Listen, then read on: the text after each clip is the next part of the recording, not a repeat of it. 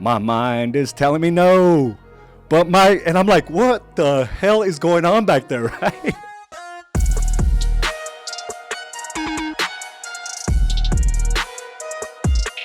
Welcome to another episode of Mindset Mastery. I'm your host, Araujo, and I'm glad you're joining me. So go ahead and check in as you're coming on board. I have a couple interesting stories that I want to share with you, and one is off subject altogether. Today's subject is I am, and how powerful those words can be and how they can completely change your life, right? And the way we approach life, the way we think about ourselves, the way we attack the day, the way we show up in our marriages and our business. Like I am is a very, very powerful statement. But before I get there, I wanted to share something with you because I think it's funny, it's hilarious, at least in my mind. And so last week, my daughter had a homecoming game. So we were all pretty excited because she was chosen as royalty, right? Where she represents her sophomore class, and she, she's like the, she wears this ribbon that says, sophomore royalty, and she had a date. And, it's very, very, it's nothing out of control. I mean, she does go to a Christian school. So for me, she's 15 years old. I don't want her going on dates. But this was on school campus. Parents are invited. We're there. I'm fine with it. It's all good. So we're very, very excited, right? So Abigail had to get to school much earlier. So it was just me, Carla, and my 11-year-old Madeline in the car. Right, we're driving, we're pretty excited about her. We're pretty excited about participating because we got to go onto the field on the 50-yard mark and start taking pictures of our daughter, right? So on the way up there, my 11-year-old, right, she's sitting in the back, and all of a sudden I hear her singing into a song, right? She's singing a song. And she starts singing, my mind is telling me no. And I'm like, what the hell is going on back there, right? My mind is if you know that song, it's R. Kelly. Right? No 11-year-old should ever, right, say the name R. Kelly, nevertheless sing one of his songs. And I almost lost control of my vehicle. I'm like swerving away. I'm like looking back. I'm like, Madeline, where in the heck did you hear that song? Right? It's not on radio. It's not part of what she listens to. And she goes, what? What are you talking about? I said, the song you were just singing. Where did you hear that? She says, Mom sings it all the time. I saw it on her TikTok. And I'm just like I'm looking at Carla. Carla's looking at me like, oops, and I'm like, Madeline, okay, I don't ever want you to sing that song again. She goes, why? And I said, it's an adult song. And then she goes, what do you mean? I'm like, never mind, just don't sing that song again. But it goes to show, right? I mean, there's influence all around our kids, and there's this innocence behind them.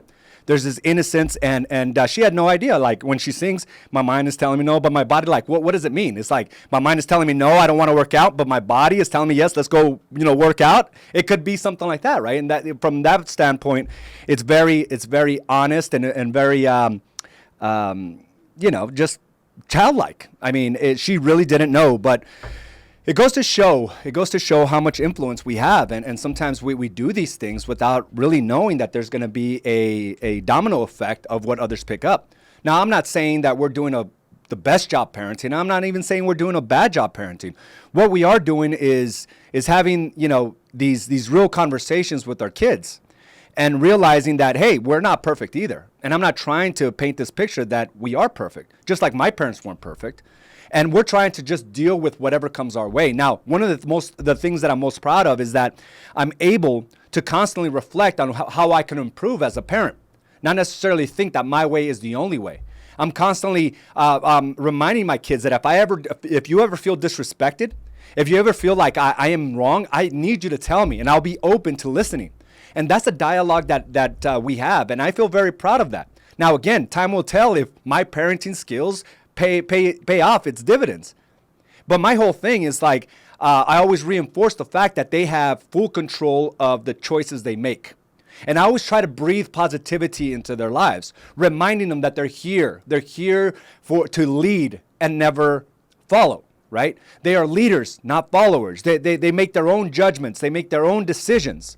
And these are things that I constantly breathe into them. And there's been studies out there that showcase kids that have positive parents, that reinforce them, that they have full control of their lives, that they can become what they want to be, right? That their pursuit should be about happiness and not, acceptance from others. They live happier lives. And we have to understand that, it is important as parents that we continue to reinforce those things. Not just reinforce the materialistic things or the physical attributes, right? Oh, you're so beautiful, babe. No, I always go towards things that will reinforce how intelligent they are, how sincere they are, how appreciative of life they are. Like, these are the things that I'm constantly reinforcing because I want them to hone onto those skill sets and become better people. But it gets me thinking about this whole thing of what we believe, right? Because if I continue to feed my girls like, hey, it's not about deserving things, it's about working hard after it, right? Just because you think you should be in a certain position doesn't make you entitled to that. There's hard work, there's dedication. And then there's got to be this relentless type of mindset that says if you really believe you should be there, then you have to work towards it. We're running into that same situation with my eldest. She's on the varsity volleyball team, right? And it's a full class of seniors and very talented juniors and even other sophomores. So her playing time has decreased. Her mindset is, I've been playing since I was 4 or 5 years old. How come I'm not playing each and every game? And now I could buy into that, like many parents do, and maybe argue with the coach. Hey, how come my kid's not getting enough playing time? How come she's not out there? She's just as good and so. Or I can make her, right, believe these things. Or I could tell her, if you are so certain about your skill sets, then you have to showcase it on a daily basis. Make it undeniable for them to put you in the game. But if you're showing up to practice and missing up 1 or 2 things that you should be doing, then you can't say that you deserve those positions. And that is the mindset that I'm breathing into them. Not saying that you deserve it. If you don't have it, you got to work harder. You're not entitled to anything. And those are the conversations that I always follow up with these words. Now, I'm not trying to give parent advice here. All I'm saying is this is what I do. And it seems to resonate with them, right? Because us as individuals, as adults, sometimes we think they're comprehending exactly what we're telling them. And even to other adults, right? We say something to our spouse and we think they receive it a certain way, only to realize you just stirred the pot. That now there's this big fight because the way she received it or he received it was completely different from the way you interpreted it or the way you communicated it. Their interpretation is different from the way you communicated. So if there's already a difference between adults, imagine what your kids are also comprehending or interpreting. So one of the things that I always say after I have a conversation with them is, what are you hearing me say? What are you hearing me say? What that is telling her is, I want you to tell me in your own words what I am trying to communicate to you. She says, Dad, well, I'm thinking that I should be on the volleyball court at all times when really I didn't do as well on my practice the other day. There's some things that I should be improving on that I just haven't. Okay, now you're taking away yourself from being a victim, right? Saying, oh, somebody's doing this to me. Like pointing at your coach like they're a villain or the other player. Like they have favor over you. When in fact, it comes down to your ability to always deliver when you're supposed to. Now, she's young. She's 15, right? She's going to get this. But these are the type of conversations I have. Not like, well, let me call your coach and find out what's going on. And I've been in this game of like competitive sports for a very long time with my daughters. And I've seen that type of response. Entitlement. Those kids will grow up entitled to certain things and will shut down once they don't get their own way. But if we breathe this whole thing of, I know what you're capable of, you just got to work harder, it changes the dynamic. I sent out this little text to her because this is the same conversation that we've had over and over. And it was something from a book that I'm reading. Very entertaining book, by the way, by the author's Matthew Mcconaughey. You might have known him from the various movies that he's been in. But this guy, I have a whole new level of respect for him as an author, as a creator, right? As a narrator. I'm completely blown away by the audiobook, so much so that I bought the physical book and I'm reading along with it. It is so entertaining. It's one of my favorite memoirs that I've read into in a very long time. One of my favorite. It's called Greenlight. Listen, if you want to learn, if you want to get lessons from life in a way that's so entertaining, I'm going to highly recommend this book. It's called Greenlight by Matthew McConaughey. Again, one of my favorite memoirs that I've read to this day. And he had a little post-it in his book, and it says, if you're not a starter and you think you should be, give him no choice in the decision.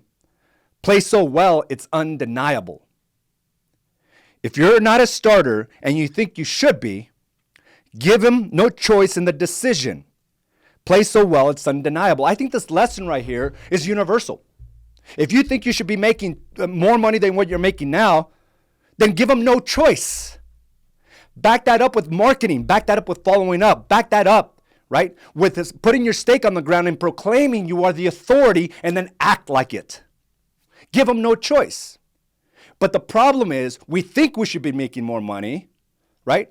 When in fact, we haven't deserved it because the actions don't align ourselves with that type of outcome, that we grow into this place of entitlement, of getting, of even beating ourselves up, right? Saying I should be there. As a matter of fact, I just saw this new agent coming through. She's only been here a year and look how much money she's making, right? The focus is off your action and more it's focused on what you should think you should be making. When in fact, you just got to make it undeniable. Become that authority. Yet we sit back and watch others become the authority in the space. Oh, I love those videos. Well, he's got a lot of great things to say. Look at her. Her creativity is unbelievable. Look how good she communicates. It's all a story, right?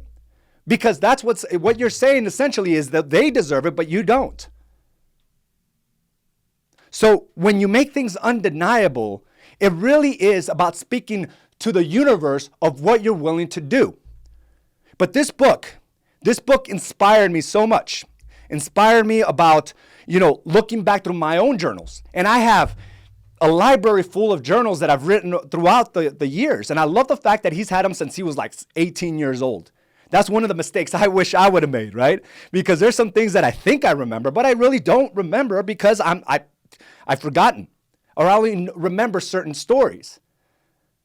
But as I look at my journey, when I decided that self-development was the way I was going to find the solutions to everything in my life, right? Understanding and reflecting on my own experiences, reflecting on my own behaviors, I knew that was the only path to solving all problems in my life. So back in 2014, I started journaling. I started journaling like crazy. And I have library fulls filled with journals.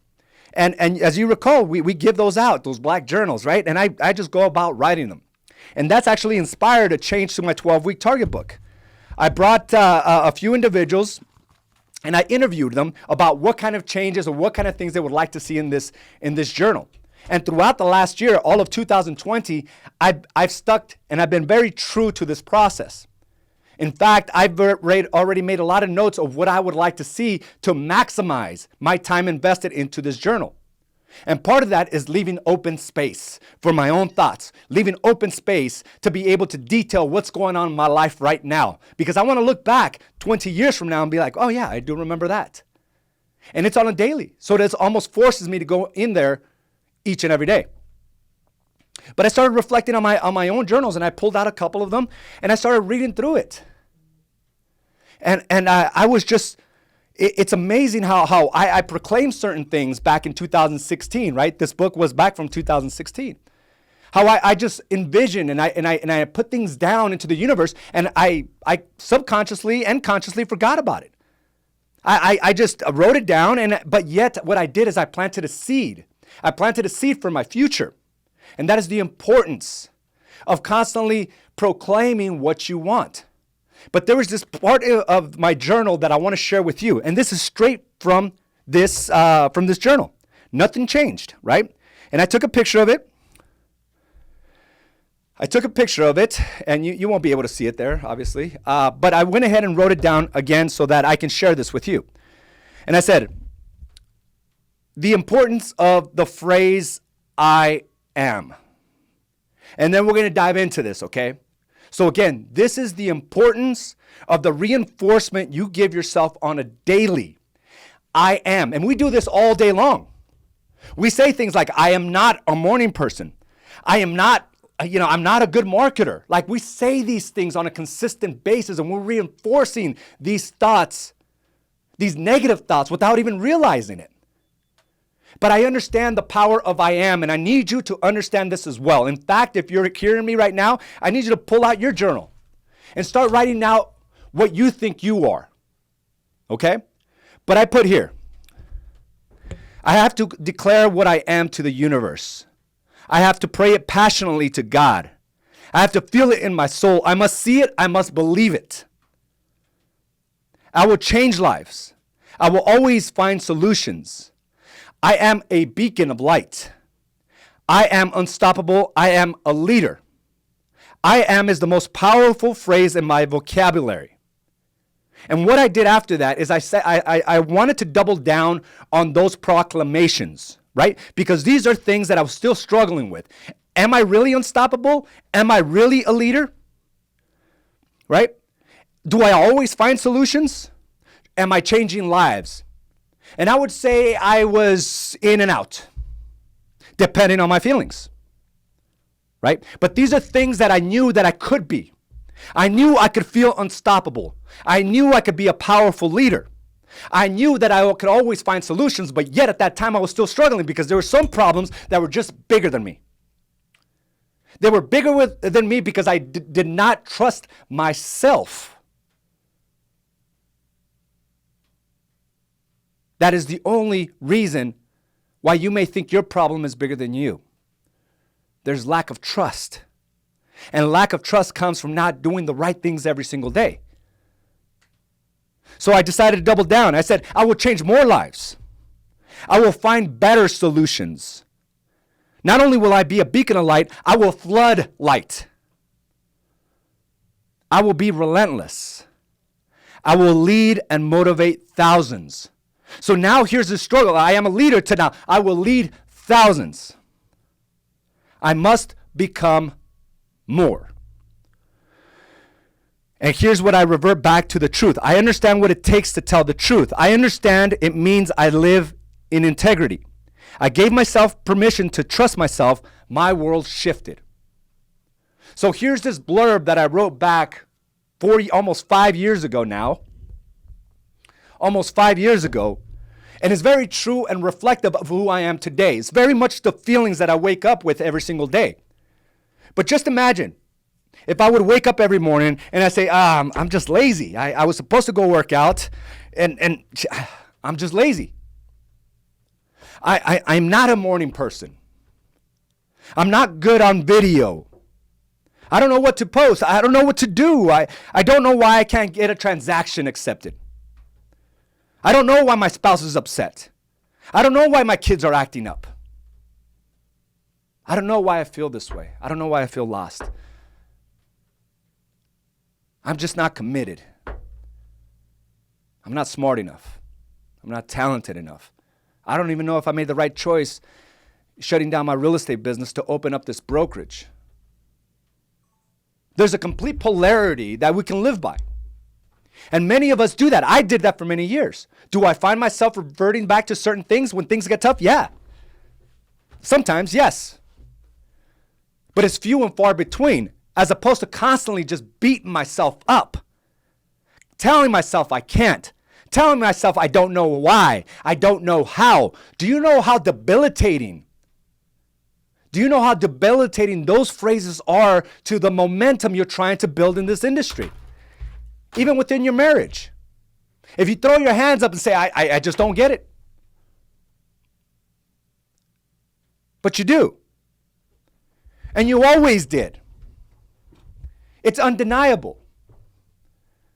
But it's what we reinforce on a daily basis. And I am is such a powerful phrase. And I need you to write that down. What are you? I don't want you to beat yourself up. I don't want you to be negative about the situation. I want you to proclaim to the world what you are, and I need you to live by that. I am a leader. I will impact thousands. I will find solutions. And that is the key to overcoming obstacles. It's finding the damn solution and not succumbing to the problems. But that has to be reinforced. I have to look myself in the mirror every day and say, I am. Not throw my hands up in the air and say, well, I'm just not a morning person, AZ. I just don't know what to eat. I just don't know about nutrition. I don't know why I gained 40 pounds. I don't know why my wife is not communicating with me at home. But you do. Your viewpoints are just clouded because of what you're telling yourself on a daily. And just like our kids need that reinforcement on a daily, even when you don't think that they're listening, they are. You're planting that seed. You're watering that seed. And that's what you have to do with yourself. So I want you to be very keen on how you communicate and how you communicate to others. And there's some of you that all it is just problems, one problem after another. Your life is chaotic.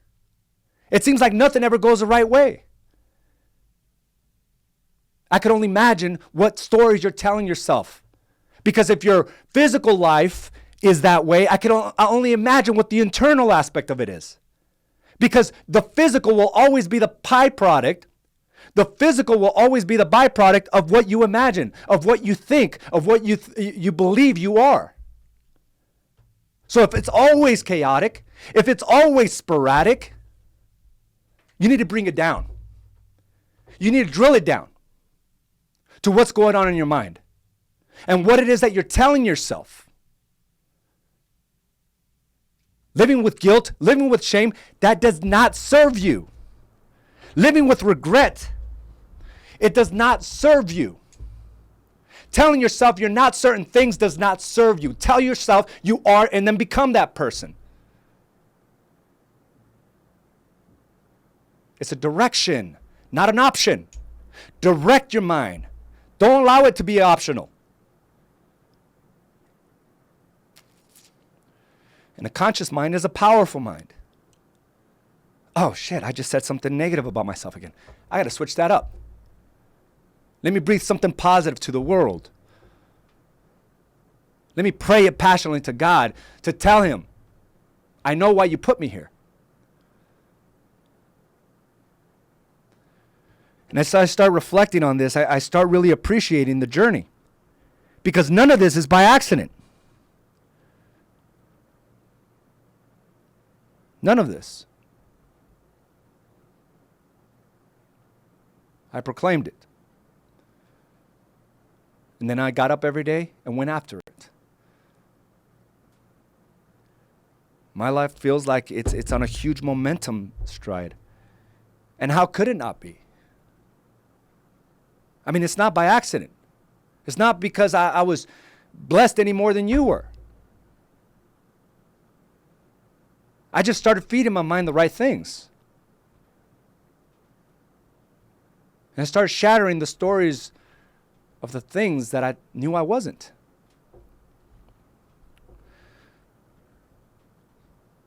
And I have more in here.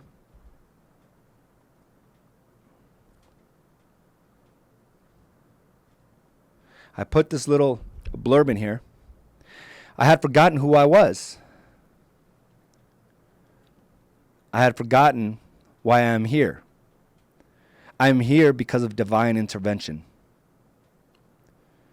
I proclaim my stake. I will become everything I thought I couldn't be. I will lead unapologetically.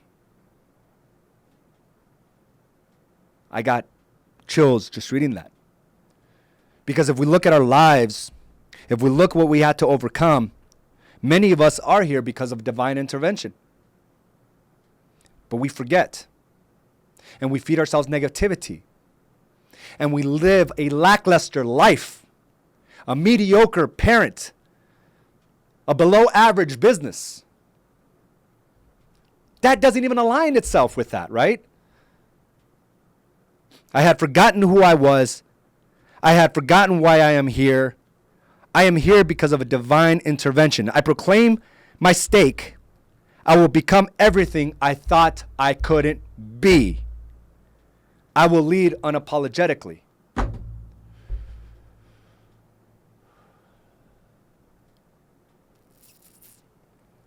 I had to believe in myself first before any of you could believe. I had to have the courage to shatter the stories that always kept me behind. And look at the impact that has now had on many. And you have that same responsibility, but yet we forget. I have forgotten who I was.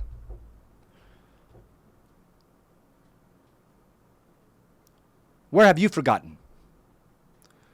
Understand that this is a domino effect. You rise, everyone within your realm will rise. You flail, it can impact generations. But yet we operate life like it's some random chance. It's about taking responsibility and reminding yourself who you are. I am.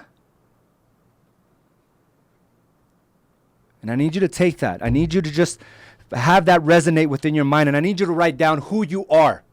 Because you will reflect upon this 3 years from now, 5 years from now. And you will realize you are those very things. I am a leader. I always find solutions. I am relentless. I am a beacon of light. I will flood light.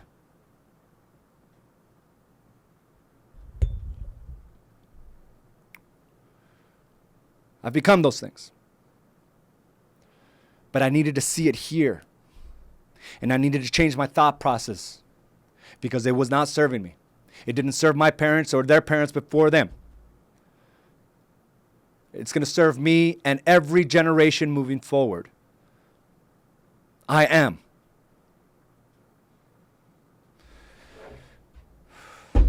So I'm excited about the new 12-week target book because this is going to be, we talk about journaling and how important it is about doing so. I'm going to have some space for you on each day moving forward. I anticipate these journals being in here in December.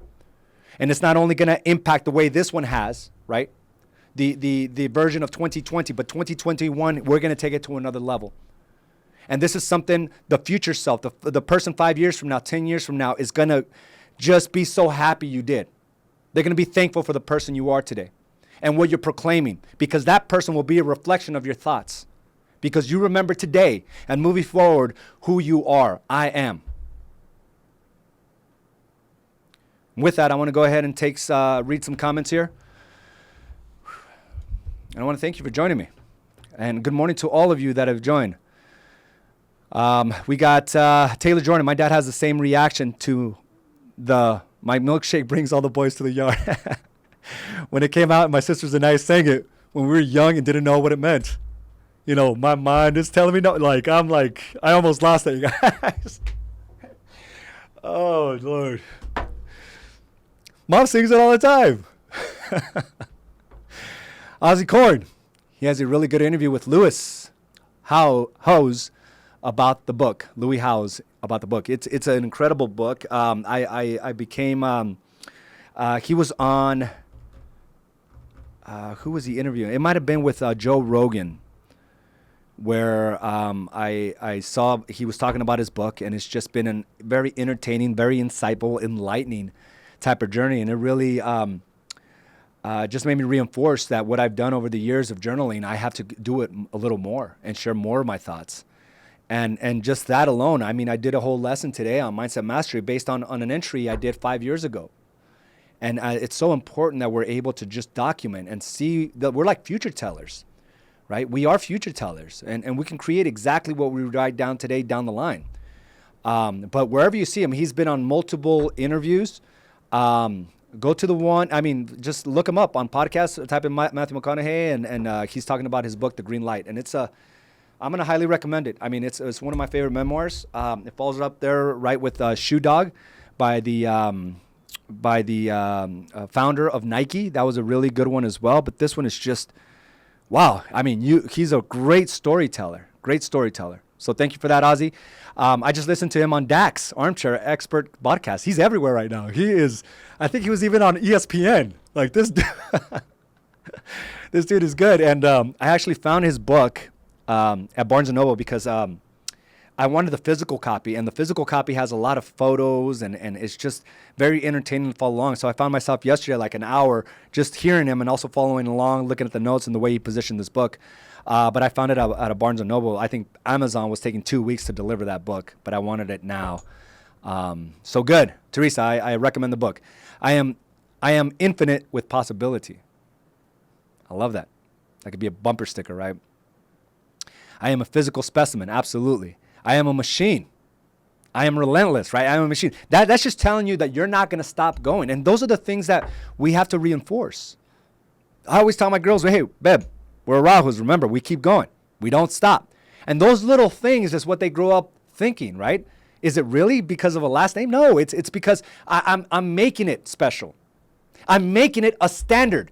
You're an Araujo. You know what to do. And it's like reinforce these things. And they'll rise up to it. I am a machine.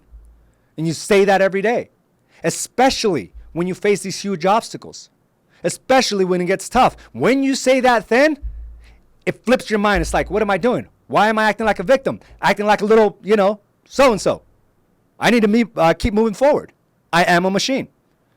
And it's all it is. It's just a perspective and a shift. Now, oh my God. What am I going to do? No, I'm a machine. I know exactly what to do. Lily, this is true. Caroline, it's hard to hear things from others when you're trying to be better and then they bring you down. This weekend was hard for me because of this kind of situation. I was in my own head making up situations, and I will not let that be me, which I am better than the comments from others for myself. Now I have to prove it to me. Exactly that. Right? And sometimes your actions, sometimes your viewpoints will trigger the thoughts of others. And as opposed for them rising up, it's much easier to break you down. And when they do, they all you do is reconfirm their original thoughts. Oh, it was just a phase Carolyn was going through. She's really not committed. She's really not about making change. She's not really about losing weight and getting in the best physical shape of her life. It's all smoke and mirrors. And then when you quit, you end up reinforcing that. This strikes me in the heart. I'm glad it did, Sergio. What is the book? It's called Green Light. Green Light. Chris Owen, I am the master of my fate. The captain of my soul, right? There's this great, I forgot who wrote that. I'll see if I can find that up and I'll read that and I'll end the podcast with that. And if you remember, please, is the master of my fate and captain of my soul. And captain of my soul, let's see here. And it was by William Ernest Henley. And I'll see if I have the whole poem. Invictus, remember? Invictus. Out of the night that covers me, black as the pit from pole to pole, I thank whatever gods may be for my unconquerable soul. In the fell clutch of circumstance, I have not winced or cried out loud. Under the bludgeonings of chance, my head is bloody but unbowed. Beyond this place of wrath and tears looms but the horror of the shade, and yet the menace of the years finds and shall find me unafraid. It matters now how straight the gate, how charged the punishments, the scroll. I am the master of my fate. I am the captain of my soul. Talk about resilience. Talk about being in a dark place and saying, I will not quit. I am powerful. I will find solutions. Invictus by William Ernest Henley, who died in 1903. Man, these are the same problems a lot of us are dealing with today, right? And yet we act like we're the only ones going through it. And it simply is a simple phrase, I am. Guys, I want to thank you for joining me for this episode of Mindset Mastery. Have a great day, and I will talk to you soon.